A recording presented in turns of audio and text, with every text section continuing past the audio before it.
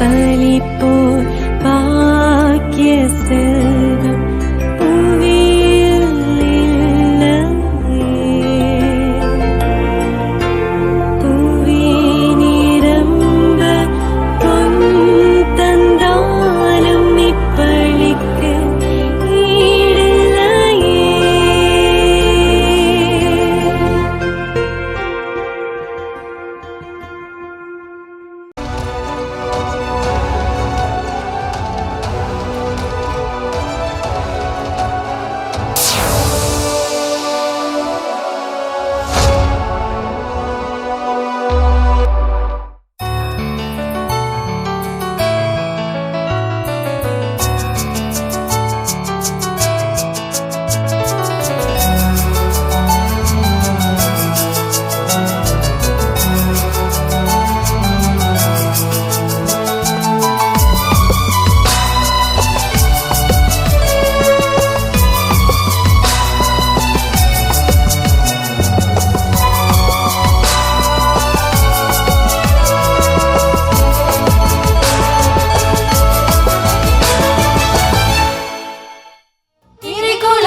குருகுலமே இணைந்து வாருங்கள், இறைவனின் இல்லத்திற்கு விரைந்து வாருங்கள். இறைக்குலமே குருகுலமே இணைந்து வாருங்கள், இறைவனின் இல்லத்திற்கு விரைந்து வாருங்கள். கல்வாரியின் பலியிலே கலந்திட வாருங்கள், கல்வாரியின் பலியிலே கலந்திட வாருங்கள். காக்கும் தேவனுக்கு நன்றி கூற வாருங்கள், காக்கும் தேவனுக்கு நன்றி கூற வாருங்கள். வருகவே வருகவே பீடம் நோக்கி வருகவே, ஓர்குலமாய் ஓரினமாய் ஒன்று சேரவே. வருகவே வருகவே பீடம் நோக்கி வருகவே, ஓர்குலமாய் ஓரினமாய் ஒன்று சேரவே. இறைக்குலமே குருகுலமே இணைந்து வாருங்கள், இறைவனின் இல்லத்திற்கு விரைந்து வாருங்கள்.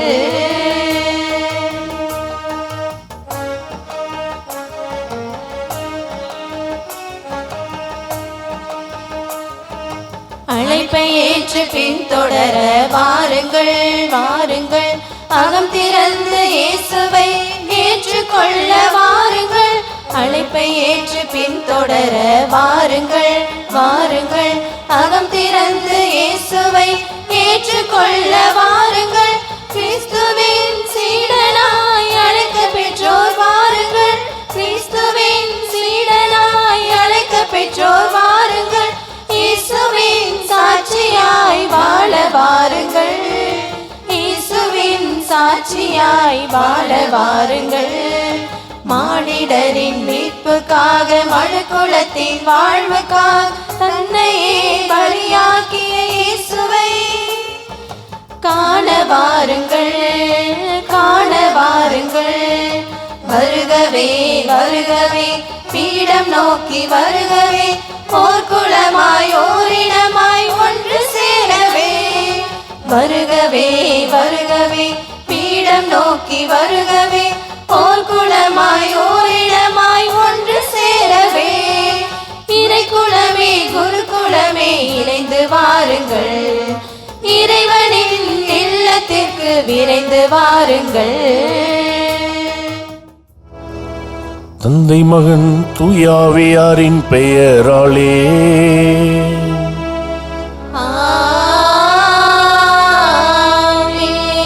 நம் ஆண்டவராகிய இயேசு கிறிஸ்துவின் அருளும் கடவுளின் அன்பும் தூயாவியாரின் நட்புறமும் உங்கள் அனைவரோடும் இருப்பதாக. ஆன்மாவோடும் இருப்பதாக. இயேசுவில் பிரியமானவர்களே, இன்று நற்செய்தியிலே இயேசு தனது சீடர்களை உலகெல்லாம் சென்று நற்செய்தி அறிவிப்பதற்கும் பல்வேறு விதமான அதிகாரங்களை அவர்களுக்கு கொடுத்து இறைப்பணியை செய்ய அனுப்புகின்ற ஒரு நிகழ்வை தான் நாம் வாசிக்க இருக்கின்றோம். அன்புக்குரியவர்களே, உலகிற்கு நற்செய்தி நாமாக விளங்க ஆண்டவர் தொடங்கி வைத்த அந்த பணியை நம்மளுடைய வாழ்வின் மூலம் பிறருக்கு எடுத்துரைக்க நம்மையே முழுமையாக இந்த திருப்பலியில் ஒப்பு கொடுப்போம். இந்த திருப்பலியை தகுந்த முறையில் ஒப்பு கொடுக்க தகுதி பெறும் பொருட்டு நம் பாவங்களை ஏற்று மனமருந்தி ஆண்டவரிடம் மன்னிப்பை வேண்டுவோம். எல்லாம் உள்ள இறைவனிடமும் சகோதர சகோதரிகளே, உங்களிடமும் நான் பாவி என்று ஏற்றுக்கொள்கிறேன். ஏனெனில் என் சிந்தனையாலும் சொல்லாலும் செயலாலும் கடமைகளின் தவறியதாலும் பாவங்கள் பல செய்தேன். என் பாவமே, என் பாவமே, என் பெரும் பாவமே. ஆகையால் எப்பொழுதும் கன்னியான தூய மரியாவையும் வானதூதர் புனிதர் அனைவரையும் சகோதர சகோதரிகளே, உங்களிடமும் நம் இறைவனாகிய ஆண்டவரிடம் எனக்காக வேண்டிக் கொள்ள மன்றாடுகிறேன். எல்லாம் உள்ள இறைவன் நம் மீது இரக்கம் வைத்து நம் பாவங்களை மன்னித்து நம்மை நிலை வாழ்வுக்கு அழைத்து செல்வாராக. ஆமென். ஆண்டவரே இரக்கமாயிரும், ஆண்டவரே இரக்கமாயிரும், கிறிஸ்துவே இரக்கமாயிரும், கிறிஸ்துவே இரக்கமாயிரும், ஆண்டவரே இரக்கமாயிரும், ஆண்டவரே இரக்கமாயிரும். ஜெபிப்போமாக. இறைவா, உம்மை பிறரையும் அன்பு செய்வதில் திருச்சட்டத்தின் எல்லா கட்டளைகளும் அடங்கி இருக்கச் செய்தீரே. உம் கட்டளைகளை கடைபிடிக்கும் நாங்கள் முடிவில்லா வாழ்வுக்கு வந்து சேரும் தகுதி பெற எங்களுக்கு அருள்வீராக. உம்மோடு தூய ஆவியாரின் ஒன்றிப்பில் இறைவனாய் என்றென்றும் வாழ்ந்து ஆட்சி செய்கின்ற எங்கள் ஆண்டவரும் உம் திருமகனும் ஆகிய இயேசு கிறிஸ்து வழியாக உம்மை மன்றாடுகின்றோம்.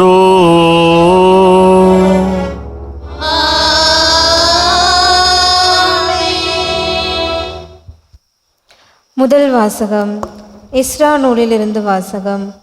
மாலைப்பழி நேரத்தில் நோன்பை முடித்து கிழிந்த ஆடையோடும் மேலுடையோடும் முழந்தாளிட்டு என் கடவுளாகிய ஆண்டவரை நோக்கி கைகளை விரித்து எஸ்ராவாகிய நான் கூறியது: கடவுளே, உம்மை நோக்கி என் முகத்தை திருப்ப வெட்கி நாணுகிறேன். ஏனெனில் என் பாவங்கள் எங்கள் தலைக்கும் மேல் பெருகிவிட்டன, எங்கள் குற்றங்கள் விண்ணை தொட்டுவிட்டன. என் முன்னோர் காலம் முதல் இதுவரை நாங்கள் பெரும் பாவம் செய்துள்ளோம். எங்கள் பாவங்களினால் நாங்களும் எங்கள் அரசர்களும் குருக்களும் வேற்று நாட்டு மன்னர்களின் கைக்கும் வாளுக்கும் அடிமைத்தனத்திற்கும் கொள்ளைக்கும் வெட்கக்கேட்டுக்கும் இதுவரை ஒப்புவிக்கப்பட்டோம். ஆனால் தற்பொழுது சிறிது காலமாய் எம் கடவுளும் ஆண்டவருமாகிய உமது கருணை துலங்கியுள்ளது. எங்களுள் சிலரை எஞ்சியோராக விட்டு வைத்தேன். உமது புனித இடத்தில் எங்களுக்கு சிறிது இடம் தந்தேன். எம் கடவுளாகிய நீர் எம் கண்களுக்கு ஒளி தந்தேன். எமது அடிமைத்தனத்திலிருந்து சற்று விடுதலை அளித்தேன். நாங்கள் அடிமைகளாக இருந்தும் எம் கடவுளாகிய நீர் எங்களை அடிமைத்தனத்திற்கு கையளிக்கவில்லை. மாறாக நாங்கள் உயிர் பிழைக்கவும் எங்கள் கடவுளின் கோவிலை எழுப்பவும் பாழடைந்ததை பழுது பார்க்கவும் யூதேயாவிலும் எருசலேமிலும் பாதுகாப்பு அளிக்கவும் பாரசீக மன்னர்களின் முன் எமக்கு தயை கிடைக்கவும் செய்தருளே. ஆண்டவரின் அருள்வாக்கு. இறைவனுக்கு நன்றி. நீங்கள் பாட வேண்டிய பல்லவி: என்றென்றும் வாழும் கடவுள் போற்றி போற்றி. என்றென்றும் வாழும் கடவுள் போற்றி போற்றி.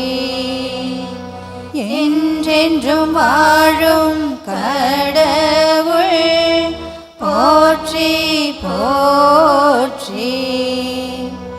அவர் தண்டிக்கிறார், இரக்கமும் காட்டுகிறார், பாதாளத்தின் ஆழத்திற்கே தள்ளுகிறார், பேரழிவிலிருந்து மேலே தூக்குகிறார், அவரது ஆற்றலுக்கு அப்பாற்பட்டது எதுவும் இல்லை.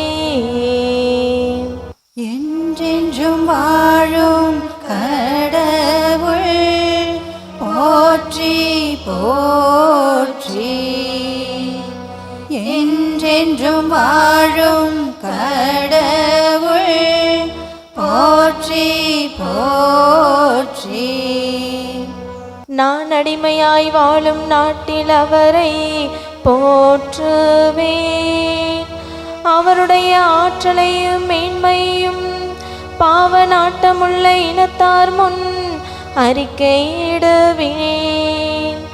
பாவிகளே, மனம் திரும்புங்கள், அவர் திருமுன் நேர்மையுடன் ஒழுகுங்கள். ஒருவேளை அவர் முன் உங்கள் மீது அருள் கூர்வார், உங்களுக்கு இரக்கம் காட்டுவார். என்றென்றும் வாழும் கடவுள் போற்றி போற்றி.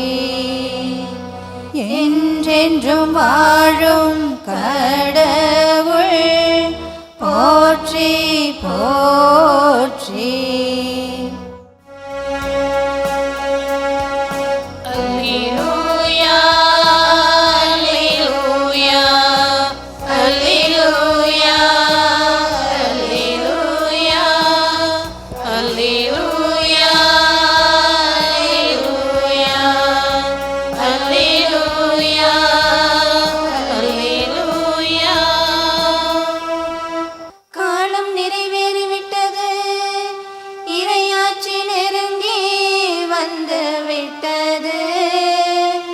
மனமாறி நற்செய்தியை நம்புங்கள். அல்லேலூயா அல்லேலூயா அல்லேலூயா அல்லேலூயா அல்லேலூயா. ஆண்டவர் உங்களோடு இருப்பாராக.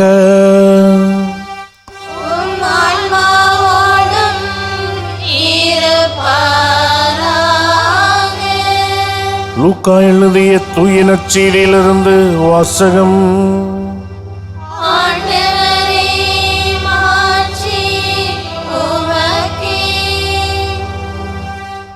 இயல் 9 இறைவசனங்கள் 1 முதல் 6 முடிய. அக்காலத்தில் இயேசு 12 வரையும் ஒன்றாக வரவழைத்து பேய்களை எல்லாம் அடக்கவும் பிணிகளை போக்கவும் வல்லமையும் அதிகாரமும் அவர்களுக்கு கொடுத்தார். இறையாட்சி பற்றி பறைசாற்றவும் உடல்நலம் குன்றியோரின் பிணி தீர்க்கவும் அவர்களை அனுப்பினார். அப்போது அவர்களை நோக்கி, பயணத்திற்கு கைத்தடி, பை, உணவு, பணம் போன்ற எதையும் எடுத்து கொண்டு போக வேண்டாம். ஓர் அங்கி போதும். நீங்கள் எந்த வீட்டிற்குள் சென்றாலும் அங்கேயே தங்கியிருங்கள். அங்கிருந்தே புறப்படுங்கள்.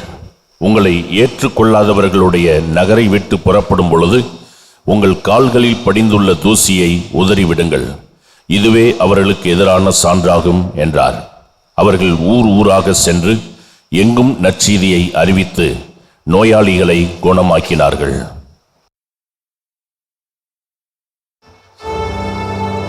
ஆண்டவரின் அருள்வாக்கு.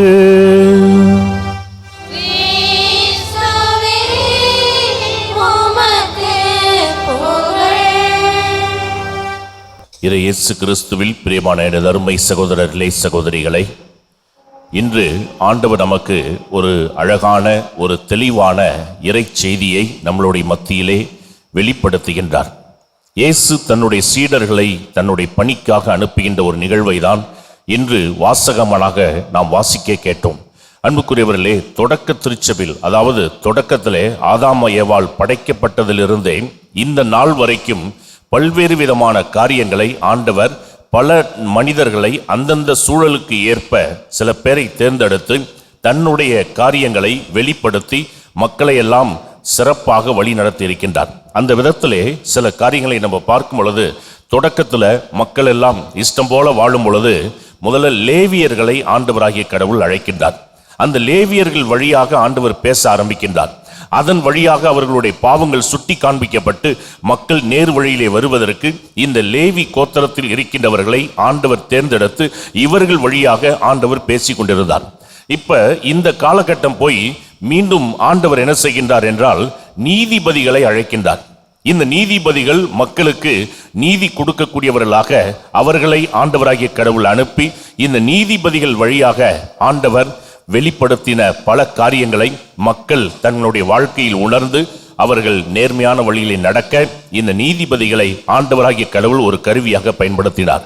அப்ப முதல்ல லேவியர்கள், அடுத்து நீதிபதிகள், அடுத்து மூன்றாவதாக அரசர்களை ஆண்டவர் பயன்படுத்த ஆரம்பிக்கின்றார். இந்த அரசர்கள் வழியாக நான் என்ன விரும்புகின்றேன் என்பதை ஆண்டவராகிய கடவுள் வெளிப்படுத்த அதன் பிரகாரம் மக்கள் வழி நடத்தப்பட்டார்கள். இது மூன்றாவது. நான்காவதாக இந்த அரசர்கள் காலம் போய் அதன் பிறகு இறைவாக்கினர்களை ஆண்டவராகிய கடவுள் தேர்ந்தெடுக்கின்றார். தீர்க்கதரிசிகள், இறைவாக்கினர்கள் வழியாக ஆண்டவர் தன்னை வெளிப்படுத்தினார். எதை ஆண்டவர் எதிர்பார்க்கின்றார் என்பதை இந்த இறைவாக்கினர்கள் வழியாக மக்களுக்கு வெளிப்படுத்த அதை கேட்டு இந்த ஜனங்கள் எல்லாம் மனதிற்குள்ளே ஆண்டவரை நினைக்க ஆரம்பித்தார்கள். ஏனோ தானோன்னு வாழ்ந்துகிட்டு இருக்கிற வாழ்க்கையை விடுத்து அவர்கள் ஆண்டவருக்கு விருப்பமான காரியங்களை செய்கின்றவர்களாக மாறுகின்றார்கள். பிரியமானவர்களே, அப்ப முதல்ல லேவியர்களை அழைத்தார், அதன் பிறகு நீதிபதிகளை அழைத்தார், அதன் பிறகு அரசர்களை அழைத்தார், அதன் பிறகு இறைவாக்கினர்களை அழைத்தார். இந்த இறைவாக்கினர்கள் காலகட்டம் போய் ஆண்டவராகிய கடவுள் தன் ஒரே மகன் இயேசு கிறிஸ்துவை இந்த உலகிற்கு அனுப்பி இந்த இயேசுவின் வழியாக மக்களிடம் பேச ஆரம்பிக்கின்றார். இப்ப இயேசு கிறிஸ்து தன்னுடைய பணியை முடித்து அவர் மேலே செல்வதற்கு முன்பாக 12 சீடர்களை ஆண்டவராகிய இயேசு அழைக்கின்றார். அழைத்து இவங்களுக்கு ஒரு அதிகாரத்தை கொடுக்கின்றார். இவங்களுக்கு நற்செய்தி பறைசாற்றக்கூடிய கடமையை உணர்த்தி, உங்களுக்கு எல்லா ஆற்றலையும் நான் கொடுத்திருக்கின்றேன், இந்த ஆற்றலை பயன்படுத்தி உலகெல்லாம் போய் நற்செய்தி அறிவியுங்கள் என்று இயேசு கிறிஸ்து தன்னுடைய 12 சீடர்கள் வழியாக இந்த உலகம் முழுக்க நற்செய்தியை பறைசாற்ற இவர்களை அனுப்பி இருக்கின்றார். அதை தான் இன்றைய நற்செய்தியிலே நாம் தெளிவாக வாசிக்க கேட்டோம். சரி, இந்த 12 சீடர்கள் என்ன செய்தார்கள் என்றால், இந்த 12 சீடர்கள் வழியாக தான் இன்னைக்கு குருக்கள் உருவாகி இருக்கின்றார்கள். இந்த குருக்களை ஆண்டவர் இந்த நாளில் ஒரு கருவியாக பயன்படுத்தி கொண்டிருக்கின்றார். வேதத்திலே ஒரு வசனம் உண்டு, மத்தேயு இயல் 5:15. அதுல பார்க்கும் பொழுது, எவரும் விளக்கை ஏற்றி மரக்காலுக்குள் வைப்பதில்லை, மாறாக விளக்கு தண்டின் மீதே வைப்பர், அப்பொழுதுதான் அது வீட்டில் உள்ள அனைவருக்கும் ஒளி தரும் என்ற ஒரு வார்த்தை. இப்ப இந்த வார்த்தையை தெளிவாக கொஞ்சம் சிந்திப்போம். விளக்கை ஏற்றி யாரும் மரக்காலுக்குள் வைப்பதில்லை. இப்ப விளக்கை ஏற்றி விளக்கு தண்டின் மீதுதான் வைப்பார்கள். இப்ப விளக்கு என்றால் யார், அந்த விளக்கு தண்டு என்றால் என்ன என்பதை நாம் சற்று சிந்திக்க அழைக்கப்படுகின்றோம். அன்புக்குரியவர்களே, இப்ப இந்த விளக்கு யாரை குறிக்கின்றது, விளக்குனா என்ன, விளக்கு தண்டுனா என்ன, இந்த ரெண்டையும் புரிஞ்சுக்கிட்டாதான் அதற்குள்ள ஆண்டவராகிய கடவுள் மறைத்து வைத்திருக்கின்ற ஆவிக்குரிய ரகசியங்களை நாம் தெரிந்து கொள்ள முடியும். அன்புக்குரியவர்களே, இப்ப இந்த விளக்கு என்பது எதை குறிக்கின்றது? திருவெளிப்பாடு இயல் 21:23 வாசிக்கின்றோம். அந்நகருக்கு ஒளி கொடுக்க கதிரவனோ நிலாவோ தேவைப்படவில்லை, கடவுளின் மாட்சியே அதன் ஒளி, ஆட்டுக்குட்டியே அதன் விளக்கு. இப்ப அந்த விளக்கு என்றால் யார் என்றால் ஆட்டுக்குட்டியானவர். அந்த ஆட்டுக்குட்டியானவர் யாரு? நம் ஆண்டவராகிய இயேசு கிறிஸ்து. அப்ப இயேசு கிறிஸ்து தான் விளக்காக இருக்கின்றார். இயேசு கிறிஸ்து தான் விளக்காக இருக்கின்றார். சரி, அப்ப இயேசு கிறிஸ்து விளக்குனாக்கா அந்த விளக்கை ஏற்றி எங்கே வைப்பார்கள்? விளக்கு தண்டின் மீது வைப்பார்கள். அப்ப அந்த விளக்கு தண்டுனா யாருன்னு நமக்கு தெரியணும். விளக்குனா இயேசுன்னு நமக்கு தெரிந்து போய்விட்டது. இப்ப அந்த விளக்கு தண்டு யாரு என்றால், செக்கரியா இயல் 4:1 முதல் 14 முடிய வாசிக்கிறப்ப அந்த விளக்கு தண்டு என்பது அங்கே என்ன சொல்லப்படுகின்றது என்றால், செக்கரியா தூங்கி கொண்டிருக்கும் பொழுது தூதர் வந்து எழுப்புறார், எழுது அப்படின்னு சொல்லி. இவர் எந்திரிச்சு அந்த இடத்துல என்ன பார்க்கிற பாரு அப்படிங்கிறப்ப அவர் அந்த இடத்துல பார்க்கும் பொழுது ஒரு விளக்கு தண்டை பார்க்கின்றார். அப்ப அந்த செக்கரியாவை பார்த்து கேட்கின்றார் தூதர், இந்த விளக்கு தண்டு எதை குறிக்கின்றது என்று உனக்கு தெரியுமா? எனக்கு தெரியல, இதனுடைய பொருள் என்ன அப்படின்னு செக்கரியா கேட்கிறார். அப்ப அந்த தூதர் சொல்றாரு, அந்த விளக்கு தண்டு அபிஷேகம் செய்யப்பட்டவர்களை குறிக்கக்கூடியதாக இருக்கின்றது என்று. இப்ப நம்ம செய்திக்கு வருவோம். விளக்கு இயேசு. விளக்கு தண்டு என்பது அபிஷேகம் செய்யப்பட்ட குருக்களை குறிக்கக்கூடியதாக இருக்கின்றது. இப்ப இந்த விளக்கு தண்டு இல்லாமல் விளக்கு ஒளிரவே முடியாது. இப்ப இயேசு கிறிஸ்து யாரை வைத்து தன்னை வெளிப்படுத்துகின்றார் என்றால், குருக்களை மையமாக வைத்து இயேசு தன்னையே இந்த உலகத்திலே பிரகாசிக்க செய்கின்ற ஒரு காரியத்தை செய்து கொண்டிருக்கின்றார். அப்ப 12 சீடர்கள் உலகிற்கு அனுப்பினார். அந்த சீடர்கள் இறைப்பணியை செய்தார்கள். அந்த சீடர்களில் மக்கள் யாரை பார்த்தார்கள் என்றால் இயேசுவை பார்த்தார்கள். அந்த சீடர்கள் இன்னைக்கு குருக்களை அபிஷேகம் செய்து இந்த குருக்கள் வழியாக இயேசு தன்னையே வெளிப்படுத்துகின்ற ஒரு காரியத்தை செய்து கொண்டிருக்கின்றார். பிரியமானவர்களே, ஒரு ஃபாதர் தன்னுடைய அனுபவத்தை என்னிடம் பகிர்ந்து கொண்டார். அவர் சொன்னார், இப்பெல்லாம் மக்களுக்கு ரொம்ப பொறுமை இல்லாமல் போய்விட்டது. முன்னாடியெல்லாம் பொறுமையோடு இருப்பாங்க ஜனங்க, இப்போ பொறுமை இல்லை மக்களுக்கு அப்படின்னார். என்ன ஃபாதர் அப்படின்னு கேட்டப்போ அவர் சொன்னார், ஒரு தடவை பூசவுதி செய்யறதுக்காக பசங்களை அவர் புல்லட் வச்சிருப்பார். அந்த புல்லட்டில் ஏற்றிக்கிட்டு போயிருக்கார். இவர் எப்பொழுதுமே ரொம்ப ஸ்லோவாக போவார் புல்லட்டில். அப்போ பின்னாடி உட்கார்ந்து இந்த பசங்க பொறுமை இழந்து சொல்லியிருக்கிறாங்க. ஏன்னா ஒரு கிளைப்பங்கில் பூசைக்கு போயிட்டு இருக்கிறாங்க. இந்த புல்லட்டில் 2 பசங்களை பின்னாடி தூக்கி உட்கார வச்சுட்டு போகிறாரு. இவர் மெல்ல போகிறத பார்த்துட்டு பசங்க ஃபாதர் ஃபாதர் அப்படின்னு இருக்காங்க. என்னடா நீங்கள் பைக்கில் மெல்ல சேருங்க, நாங்கள் முன்னாடி நடந்து போய் பூசைக்கு எல்லாத்தையும் ஏற்பாடு பண்ணுறோம் அப்படின்னு இருக்காங்க. அப்போ இவர் சொன்னார், இன்னைக்கு இவ்வளவு பொறுமை இழக்கக்கூடிய ஒரு நிலை என்னுடைய அனுபவத்தில் நான் சொல்லுகின்றேன் என்று அந்த குருவானவர் சொல்லிக் கொண்டிருந்தார். பிரியமானவர்களே, இன்று இந்த குருக்களை எப்படி ஆண்டவர் பயன்படுத்துகின்றார்? முதலே ஒரு குருவானவர் இறை வார்த்தையை அறிவிக்கும் பொழுது அந்த குரு வாயிலிருந்து வருகின்ற வார்த்தையின் வழியாக இயேசு தன்னை பிரகாசிக்க செய்து கொண்டிருக்கின்றார். ஒரு பாவசிங்கித்தன தொட்டியில உட்கார்ந்து மக்களிடம் பாவசிங்கித்தனம் குருவானவர் கேட்கும் பொழுது அந்த பாவங்களை மன்னிக்கின்றவர் அந்த குரு அல்ல, இயேசு கிறிஸ்துவே அங்கே மன்னிக்கின்றார். இன்றைய முதல் வாசகத்திலே பார்க்கின்றோம், எஸ்ரா காலத்திலெல்லாம் பாவ மன்னிப்புக்கு என்று எந்த வாய்ப்பும் கொடுக்கப்படவில்லை. தாங்கள் செய்த பாவங்களை அவர்கள் எப்படி அறிக்கையிட்டார்கள் என்பதை முதல் வாசகத்தில் நாம் வாசிக்க கேட்டோம். விண்ணை நோக்கி இவர் டைரக்டாக என் பாவங்கள், என் மக்கள் செய்த பாவங்களை மன்னியும் என்று அவர் முதல் வாசகத்திலே கேட்கின்ற ஒரு காரியத்தை தான் முதல் வாசகம் நமக்கு சித்தரித்து காண்பிக்கின்றது. அப்ப அந்த காலகட்டத்தில் பாவ மன்னிப்பு என்றால் இந்த உலகத்தில் யாரையும் ஆண்டவர் அப்பாயின்ட் பண்ணவில்லை. ஆனால் இந்த காலகட்டத்திலே குருக்களை இயேசு தனது கருவியாக பயன்படுத்தி அங்கே அந்த குருவிடம் சென்று பாவ அறிக்கை செய்யும் பொழுது அந்த இடத்தில் இயேசுவே இருந்து அவர்களை பாவங்களை மன்னித்து கொண்டிருக்கின்றார். பிரியமானவர்களே, ஆகவே இந்த நாளிலே இந்த சீடர்கள் வழியாக அதிகாரத்தை பெற்று குருக்கள், அபிஷேகம் செய்யப்பட்ட குருக்கள் இயேசுவை பிரதிபலிக்கின்ற விளக்கு தண்டுகளாக இருக்கின்றார்கள். அப்ப விளக்கு தண்டு. இப்ப விளக்கு தண்டு இல்லாம விளக்கு பிரகாசிக்க முடியாது. அப்ப தன்னை வெளிப்படுத்துவதற்காக தான் இந்த விளக்கு தண்டுகளாக குருக்களை வைத்திருக்கின்றார். ஒரு பங்குல நடந்த ஒரு நிகழ்வு, அந்த ஃபாதர் ரொம்ப பவர்ஃபுல் பிரீஸ்ட். அவரு எது சொன்னாலும் அப்படி நடக்கும், அப்படிப்பட்ட ஒரு ஃபாதர். அந்த பங்குல வெளியில பார்த்தா நிறைய புற்கள் எல்லாம் இருக்கின்றன. அப்போ ஊர் ஜனங்கள்லாம் 2 பேர் புல்லு வெட்டுறதுக்கு வந்திருக்கிறாங்க. இவர் சொல்லியிருக்காரு, இது உள்ள கோவிலுக்குள்ளார இந்த மாதிரிலாம் புல்லு வெட்ட வேண்டாம், நான் வேற ஆட்கள்கிட்ட அவங்க வெட்டிக்க சொல்லிட்டேன் அப்படின்னோடனே, நாங்கள் வெட்டுவோம், அப்படி தான் செய்வோம், உங்களால் ஆனதை பாருங்க அப்படின்னு ஒரு அம்மா ரொம்ப திமிரா பேசியிருக்குது. அவர் என்ன பண்ணியிருக்கிறாரு, ஒரே ஒரு சிலுவை போட்டிருக்காரு. போட்டு இவர் உள்ளே போயிட்டார். 5 மணி ஆகுது, 6 மணி ஆகுது, நைட்டு 7, 8 மணி ஆகுது. அந்த அம்மா புல்லை வெட்டிக்கிட்டே இருக்குது. அந்த மண்வெட்டியை அந்த அம்மா அந்த இடத்துல போடவே முடியல. இது போடணும் ட்ரை பண்ணா கூட அந்த மண்வெட்டி இந்த அம்மா கையை விட்டு போக மாட்டேது, புல்லை வெட்டிக்கிட்டே இருக்குது. வீட்டுக்காரர் என்னடி புல்லை இது நாள் வரைக்கும் வெட்டிக்கிட்டு இருக்க, வச்சுட்டு வா, என்னால் வைக்க முடியலங்க. ஃபாதர் என்ன பண்ணாருன்னு தெரில, என்னால் புல்லை வெட்டிக்கிட்டே இருக்குது. அந்த அம்மா 5 மணிக்கு முடிச்சுட்டு போக வேண்டிய அம்மா 7 மணி ஆகுது. அப்போ அந்த குருவானவர்கிட்ட போய் அவர் மன்னிப்பு கேட்கிறார். அந்த குருவானவர் குருக்கிட்ட எப்படி பேசணுங்கிறத தெரிந்து பேசு என்று சொல்லி அங்கே மறுபடியும் ஒரு சிலுவை போடுறப்ப அந்த அம்மா அப்போதான் அங்கிருந்து அந்த மண்வெட்டி கையிலிருந்து கீழே வைக்க முடிந்திருக்கின்றது. இது அவருடைய லைஃப்ல நடந்த ஒரு சம்பவத்தை அவர் கோடிட்டு காண்பித்தார். பிரியமானவர்களே, அதே போல இன்னொரு அம்மா 2 பேர் சேர்ந்து கோவில் வாசப்படியில் உட்கார்ந்து ஊர் கதையெல்லாம் பேச வந்திருக்குங்க. இவர் சொல்லியிருக்காரு, ஆண்டவர்கிட்ட பேசுறதா இருந்தா கோவில உட்காந்து பேசுங்க, இந்த ஊர்க்கதை பேசுறதுக்கெல்லாம் அந்த கோவிலை ஒரு கருவியை பயன்படுத்தாதீங்க அப்படின்னு. ஆனா அந்த அம்மா கேட்கல. 2 பேசிக்கிட்டு இருக்குது. பேசிக்கிட்டு இருக்கும் பொழுது யாரு பேசிக்கிட்டு இருக்கோ அந்த அம்மாவை நோக்கி ஒரு சிலுவை அடையாளம் போட்டப்போ உட்கார்ந்த இடத்த விட்டு அந்த அம்மா எந்திரிக்க முடியல. 1 மணி நேரம் மல்லு கட்டி எந்திரிக்க பார்க்குது. இன்னும் பக்கத்தில் உட்காந்து அந்த அம்மா எந்திரிச்சது, இந்த அம்மா எந்திரிக்க முடியல.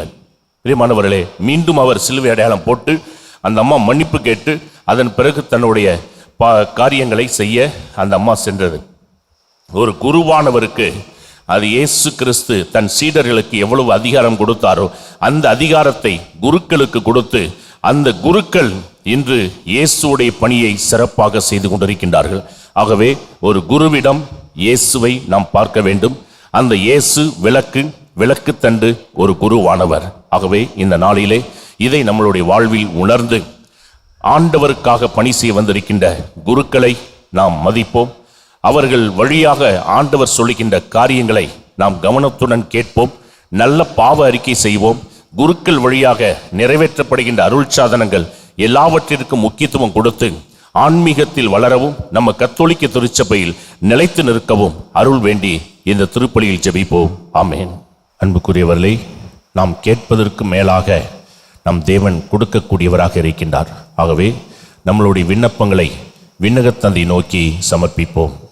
அன்பின் இறைவா, திரு அவையை வழிநடத்தும் திருத்தந்தை, ஆயர்கள், குருக்கள், கன்னியர், திருத்தொண்டர்கள் அனைவரும் இம்மண்ணில் இறையரசை நிலைநாட்ட நீதி, நேர்மை, உண்மை வழி திரு அவையை வழிநடத்த உந்தன் அருள் தர இறைவா உம்மை மன்றாடுகிறோம். ஆண்டவரே, எங்கள் மன்றாட்டை கேட்டருளும்.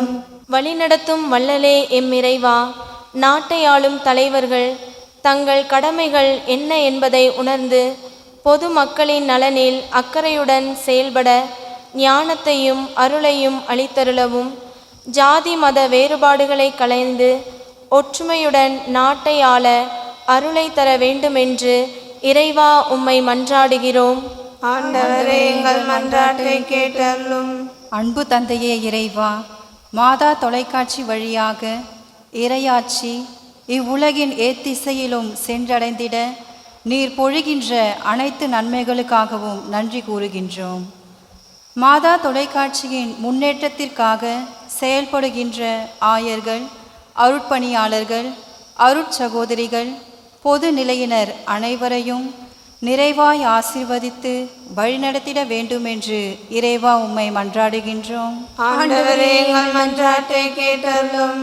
நற்செய்தியின் ஊற்றே இம்மிறைவா, நற்செய்தியை ஏற்றுக்கொள்கிற யாவரும் தூய ஆவியார் அருளும் நீதி, அமைதி, மகிழ்ச்சி ஆகியவற்றை அடிப்படையாக கொண்டு இயேசுவின் சீடராக இருக்க விரும்புகிறவர் அன்பின் தூதுவராக, அமைதியின் தூதுவராக, நற்செய்தியின் தூதுவராக இருக்க வேண்டிய அருளை தந்திட இறைவா உம்மை மன்றாடுகிறோம். ஆண்டவரே, எங்கள் மன்றாட்டை கேட்டருளும். ஜெபிப்போமாக. அன்பே உருவான ஆண்டவரே, நாங்கள் இப்பொழுது உமது திருமுன்னிலையில் எழுப்பியிருக்கின்ற அனைத்து மன்றாட்டுகளுக்கும் கனிவாய் செவி சாய்த்து எங்களை ஆசீர்வதிக்க வேண்டும் என்று எங்கள் ஆண்டவராய் கிறிஸ்து வழியாக உம்மை மன்றாடுகின்றோம். ஆமென்.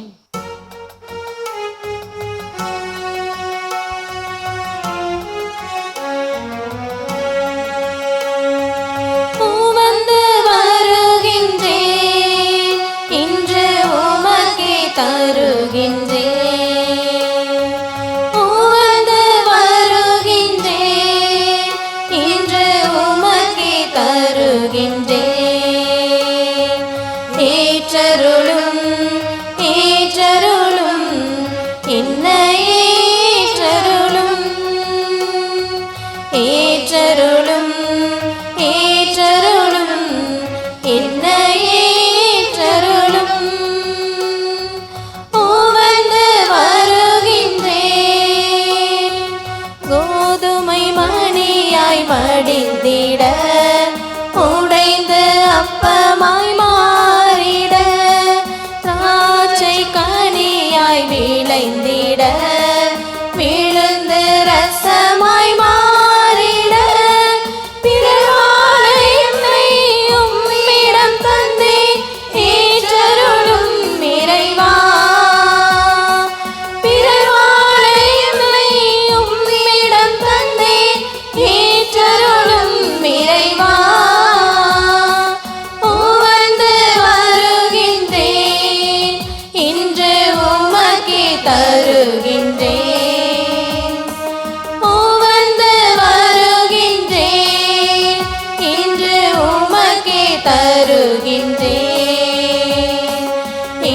ஏற்றருளும் ஏற்றருளும் என்னை ஏற்றருளும்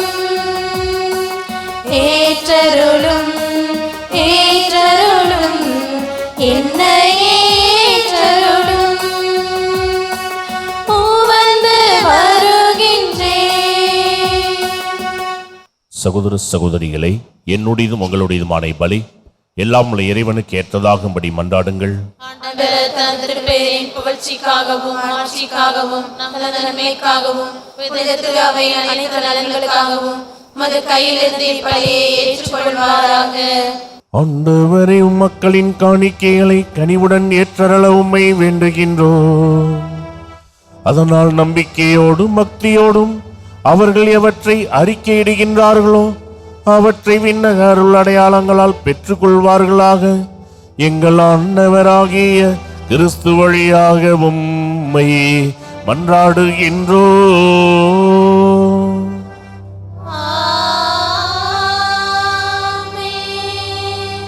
ஆண்டவர் உங்களோடு இருப்பாராக. உம் ஆன்மாவோடும் இருப்பாராக. இதயங்களை மேலே எழுப்புங்கள். ஆண்டவரிடம் எழுப்பியுள்ளோம். நம் இறைவனாகிய ஆண்டவருக்கு நன்றி கூறுவோம். அது தகுதியும் நீதியுமானதே. ஆண்டவரே, தூயவரான தந்தையே, என்றும் உள்ள எல்லாம் அல்ல இறைவா, என்னாலும் இவ்விடத்திலும் நாங்கள் உமக்கு நன்றி செலுத்துவது மெய்யாகவே தகுதியும் நீதியும் ஆகும். எங்கள் கடமையின் மீட்புக்குரிய செயலுமாகும். ஏனெனில் எங்கள் புகழுரை உமக்கு தேவையன்று, ஆயினும் நாங்கள் உமக்கு நன்றி செலுத்துவது உமது அருள் கொடையாலேயே. நாங்கள் உம்மை புகழ்ந்துரைப்பது உமது மாட்சியை மிகுதிப்படுத்தாது எனினும் எங்கள் ஆண்டவராகிய கிறிஸ்து வழியாக நாங்கள் மீட்படைய பயன்படுகின்றது. ஆகவே வானதூதர் திரளோடு ஒன்று சேர்ந்து நாங்களும் உம்மை புகழ்ந்தேத்தி மகிழ்ச்சியுடன் அறிக்கையிட்டு முடிவின்றி பாடுவதாவது: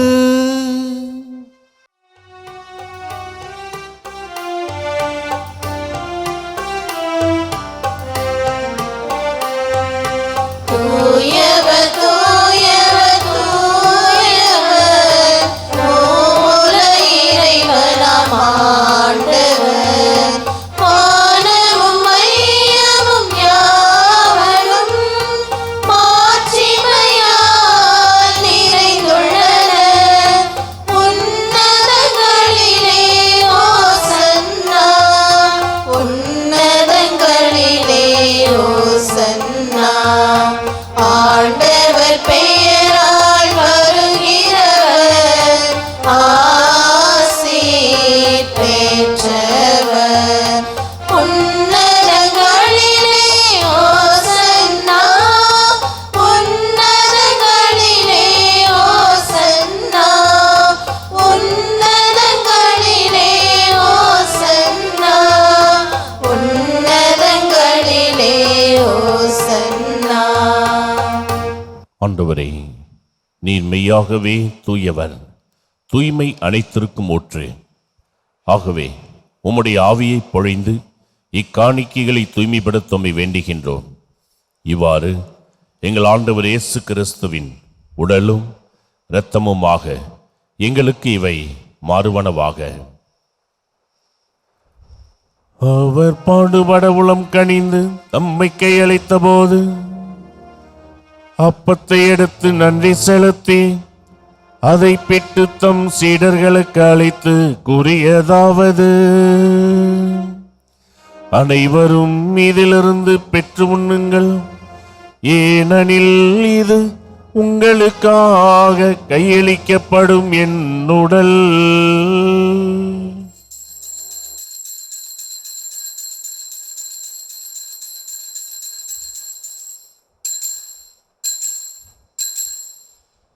அவ்வண்ணம் இரவு விருந்தை அருந்திய பின் கிண்ணத்தையும் எடுத்து மீண்டும் உமக்கு நன்றி கூறி தம் சீடர்களுக்கு அளித்து அவர் கூறியதாவது: அனைவரும் இதிலிருந்து பெற்று பருகுங்கள், ஏனெனில் இது புதிய நிலையான உடன்படிக்கைக்குரிய இரத்தத்தின் கிண்ணம். இது பாவ மன்னிப்புக்கென்று உங்களுக்காகவும் பலருக்காகவும் சிந்தப்படும். இதை என் நினைவாக செய்யுங்கள்.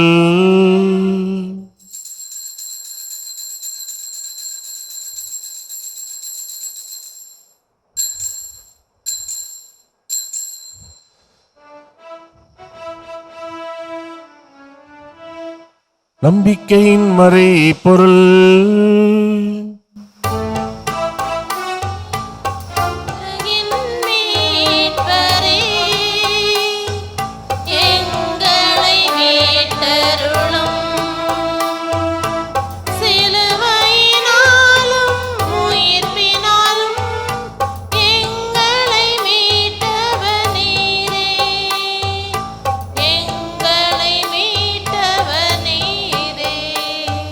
ஆகவே ஆண்டவரே, நாங்கள் கிறிஸ்துவின் இறப்பினை உயிர்ப்பினையும் நினைவு கூர்ந்து வாழ்வு தரும் அப்பத்தையும் மீட்பளிக்கும் கிண்ணத்தையும் உமக்கு ஒப்புக் கொடுக்கின்றோம்.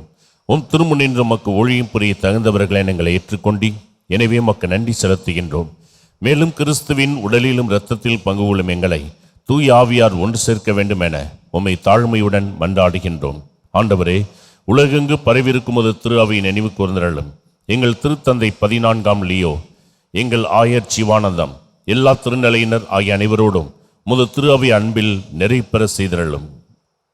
மேலும் உயிர்த்தலும் எதிர்நோக்குடன் தீழ்வு கொள்ளும் எங்கள் சகோதர சகோதரிகளையும் இறந்தோர் அனைவரையும் இரக்கத்துடன் நினைவு கூர்ந்து உமது திருமுக ஒளியினுள் ஏற்றருளும்.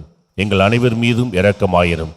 கடவுளின் கன்னித்தாயான புனித மரியா, அவருடைய கணவரான புனித யோசேப்பு, புனித திருத்தூதர்கள், இவ்வுலகில் உமக்கு உகந்தவராய் இருந்தோர் ஆகிய புனிதர் அனைவருடனும் நாங்கள் நிலைவாழ்வில் பங்கு கொள்ளும் தகுதி பெற்று உம் திருமகன் இயேசு கிறிஸ்து வழியாக உம்மை புகழ்ந்தேத்து மரமரள உம்மை மன்றாடுகின்றோம்.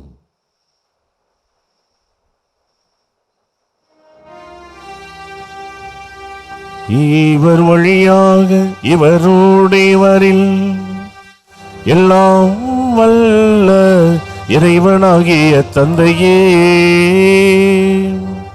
தூய ஆவியாரின் ஒன்றிப்பில் எல்லா புகழும் ஆட்சியும் என்றென்றும் உமக்கு உரியதே.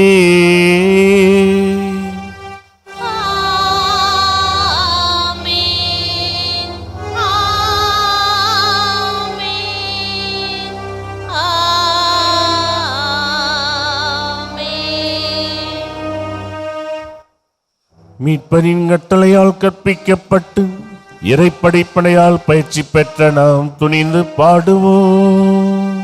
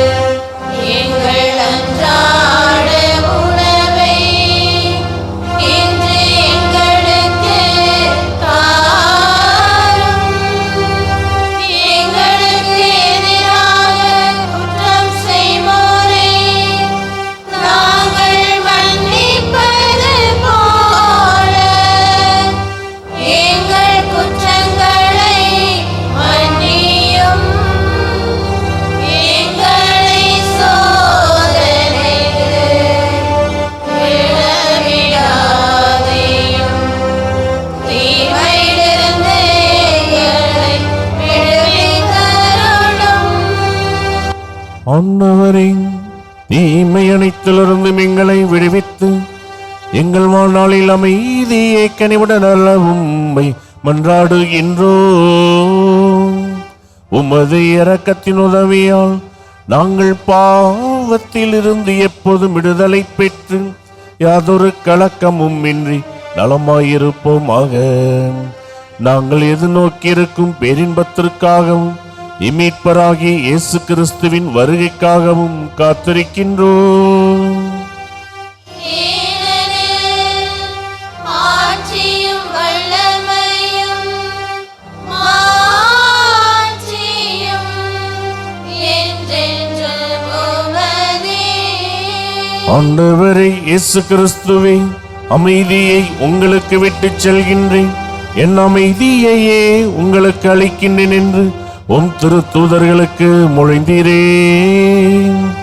எங்கள் பாவங்களை பாராமல் உமது திரு அவையின் நம்பிக்கையை கண்ணோக்கி உமது திருவுளத்திற்கேற்ப அதற்கு அமைதியையும் ஒற்றுமையையும் அளித்தருள்வீராக. என்றென்றும் வாழ்ந்து ஆட்சி செய்கின்றவர் நீரே.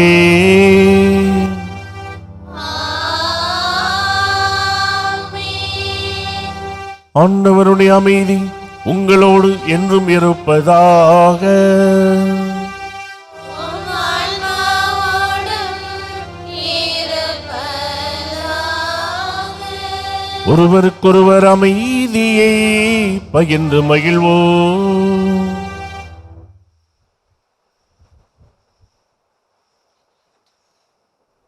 உலகின் பாவம் போக்கும் இறைவனின் செம்மறியே, எம்மேல் இரக்கம் வைத்தருளும், எம்மேல் இரக்கம் வைத்தருளும், எம்மேல் இரக்கம் வைத்தருளும். உலகின் பாவம் போக்கும் இறைவனின் செம்மறியே, எம்மேல் இரக்கம் வைத்தருளும், எம்மேல் இரக்கம் வைத்தருளும், எம்மேல் இரக்கம் வைத்தருளும். உலகின் பாவம் போக்கும் இறைவனின் செம்மறியே, எமக்கு அமைதி அளித்தருளும், எமக்கு அமைதி அளித்தருளும், எமக்கு அமைதி அளித்தருளும். இதோ இறைவனின் செம்மறி, இதோ உலகின் பாவங்களை போக்குகின்றவர். செம்மறியின் விருந்துக்கு அழைக்கப் பெற்றோர் பேர் பெற்றோர். ஆண்டவரே, தேவனிடத்திலெல்லாம் தகுதியற்றவள், ஆனால் ஒரு வார்த்தை மட்டும் சொல்லி அருளும், எனது ஆன்மா நலமடையும். கிறிஸ்துவின் திருடலும் திறத்தமும் நம்மை காத்து நிலை வாழ்வுக்கு அழைத்து செல்வதாக.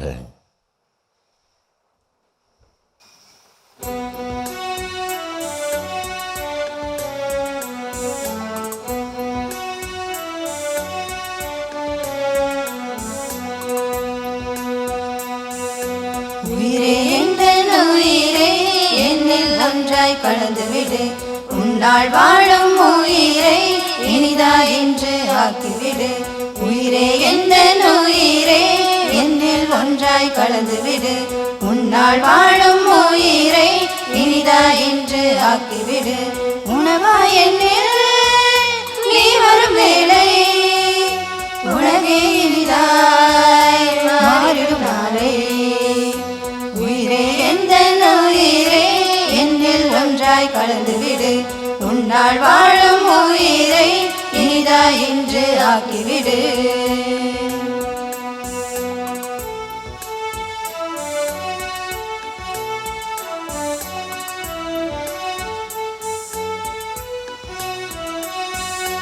பாலைவன பயிராய் பாடி நின்ற வேலை, பாய்ந்து வரும் வெள்ளமாய் நீ ஆகினாய்.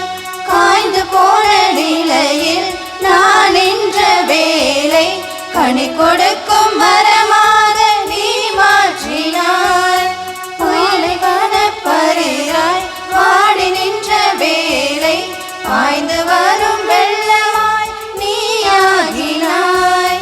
காய்ந்து போன நிலையில் நான் நின்ற வேலை, கனி கொடுக்கும் மரமாக நீ மாற்றினாய். உயிரே உயிரே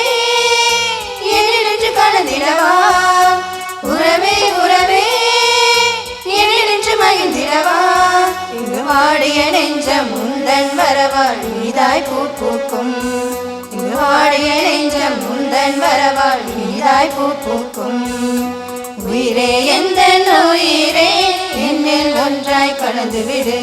உன்னால் வாழும் உயிரை இனிதா என்று ஆக்கிவிடு. நன்றி கூறி மன்றாடுவோமாக. ஆண்டவரே, உம் அருள் அடையாளங்களால் புத்துயிர் பெற்ற எங்களுக்கு உமது இடையராது உதவியை கனிவுடன் என்றும் அருள்வீராக. அதனால் மீட்பின் பயனை மறை நிகழ்வுகளிலும் அன்றாட வாழ்விலும் பெற்றுக்கொள்வோமாக. எங்கள் ஆண்டவராகிய கிறிஸ்து வழியாக உம்மை மன்றாடுகின்றோ.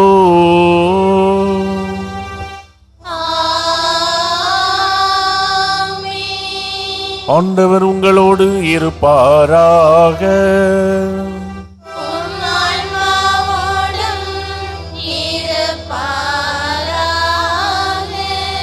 எல்லாம் வல்ல இறைவன் தந்தை, மகன், தூயாவியார் உங்கள் அனைவரையும் ஆசீர்வதிப்பாராக.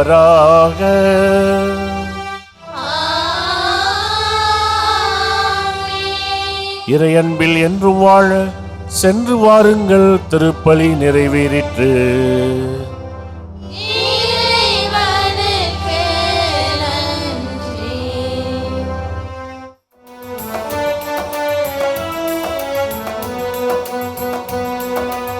அழகினில் மலர்ந்திடும் அன்னை, அன்பினில் ஒளிந்திடும் தாரகையே, அலையென வருவோர்க்கு அடைக்கலம் நீயே, அகிலத்தை காத்திடும் நாயகியே. அழகினில் மலர்ந்திடும் அன்னையே.